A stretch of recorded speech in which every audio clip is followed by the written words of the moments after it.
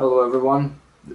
Hello everyone, this is Patrick. It's the 10th of September 2011 and I'm here with a video called Korean Randomness 1 today. Yeah, it's basically a short description of all the things I wanted to talk about in previous videos and didn't have a chance, forgot, or they didn't seem to fit the label of my videos or something like that. So I want to talk about 4 things today. I want to talk a little bit about, no, I'll make it 3 because 4 would be too many and I wouldn't fit it in the time that I wouldn't fit it in. So basically I'll talk about 3 things. Placement test, which is something I should have talked about when I started talking about school in the video yesterday. Then I'll talk a little bit about my haircut. You probably noticed that I got a haircut, and I'll talk a little bit about a little issue I took with the Korean honorifics, the polite form of speech that you use when you talk to elders or about your elders or seniors. Yeah, so I'll talk a little bit about that. Anyway, first, let me get back to the placement test a little bit.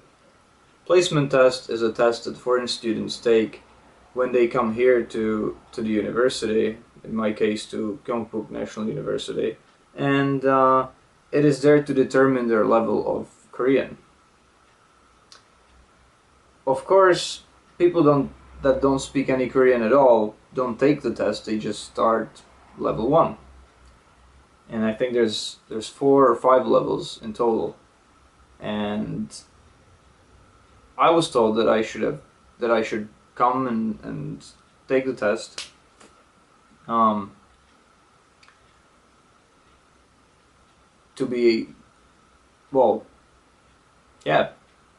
take the test, and I didn't even think that it was something that I could avoid. It seemed to me that it was compulsory, so I didn't question it, I just went.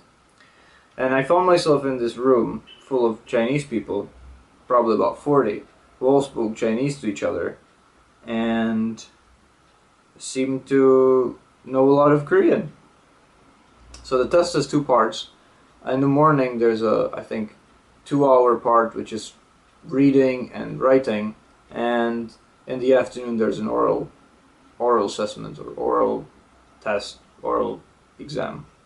Basically, I guess it's a conversation with the teachers. What happened in my case was I couldn't do the writing part, so they took that away from me and gave me the reading part, which was way too hard for me. So I circled some of the multiple choice questions and gave it back to the teacher. She smiled back and told me I didn't have to go. I didn't have to come to that oral exam in the afternoon, so that was my placement test, really. There was a Canadian guy there. He said he was probably level 2, and a woman from some other Western country, but I don't know where she was from. I didn't speak to her. And those 2, I guess, ended up in level 2. I ended up in level 1, and in my class in level 1, there's nobody else from the placement test, and I don't think any of them took the placement test, so it was something I didn't really have to do, and I probably shouldn't have done it, but it was interesting to see it because I was there sitting thinking about all sorts of things, not understanding the questions, and all these Chinese people next to me were just like writing in mad Korean, writing little essays or whatever, letters and something. It was quite fun. So that was the beginning of my education here. That's a placement test. I'm not sure if I'll have to take this placement test again after my semester, or whether they will automatically put me into the next level based on my scores, based on my grades. I don't know. I'll find out soon enough. Another thing is a haircut. I got a haircut 3 days ago, I think, and it was quite a complicated thing. First of all, there are hair shops everywhere in Korea, and in Daegu there's like so many, and they're fairly cheap. So you can get a nice haircut, have your hair washed and everything for about 7,000 won. I paid 7,000 right across the street from the university for my haircut. But the haircut is not the problem. The problem is I have a beard, and Koreans don't have beards. And everywhere I lived before, that is in the Czech Republic, in the United States, and also in Scotland, I would go to a barber and get my beard trimmed. Or I would go to a hairdresser. Doesn't make any difference. In Scotland, that is, or in the US, or in the Czech Republic. But here in Korea, when I told the hairdresser that I would like my beard trimmed, she said no. I said, why not? And she said, illegal. And I said, what? I didn't understand that it could be illegal, but she just said she wouldn't do it. Luckily, there was a Korean student sitting next to me, and he understood English very well and explained to me that where I was like a woman's hair shop, place where women work, and most of the clients are also women, and they don't deal with facial hair, I guess. So he said if I wanted to get my beard trimmed, he would know just the right place, but it was a bit far. And then he asked me, which I thought was a little bit random, how do you come to this university? Do you take a bus? And I said, yeah, I take a bus. He said, have you ever ridden a motorbike? I said, yeah. He said, good, because I've got one. And then, just like that, with this guy, I went on a motorbike, maybe 20-25 minutes away. It was the area where the local Daegu airport, where the where the airport is, and he brought me to this barber shop. And there was an older couple there working, husband and wife, I guess, and all the clients were men. So I guess not to upset the barbers, the hair shops just deal with hair, beards and so on, barbers. But the barber shops are nowhere near as common as hair shops, so sometimes it can be quite difficult to find them. So the guy explained to this owner or barber what I wanted, and he cut it. He cut my beard just the way I like it. It was really nice. And of course my new friend had to go because he had a date with his girlfriend. Just like I said, everybody has a girlfriend here.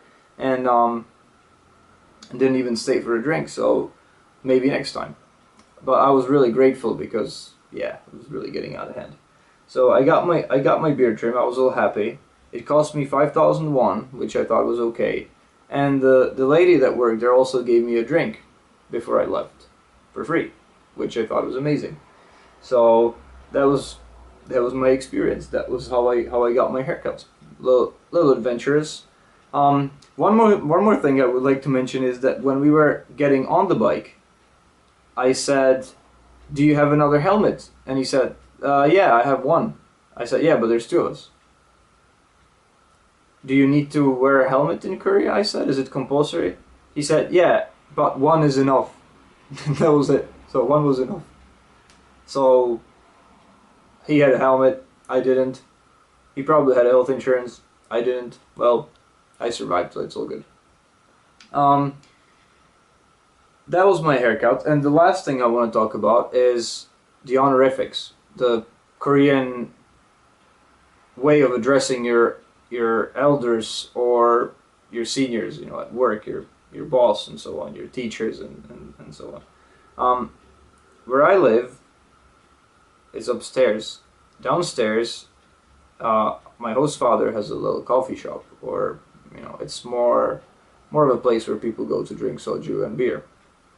And the other day, he had some friends over, and he wanted me to come downstairs and meet them, and open the bottle of whiskey that I brought him as a gift, and you know, so we could all enjoy that together, which was really nice. So I went downstairs and we started talking, but the amount of English they could speak was very limited. Out of the 7 people that were there, maybe 2 spoke some English, and it was very, very basic.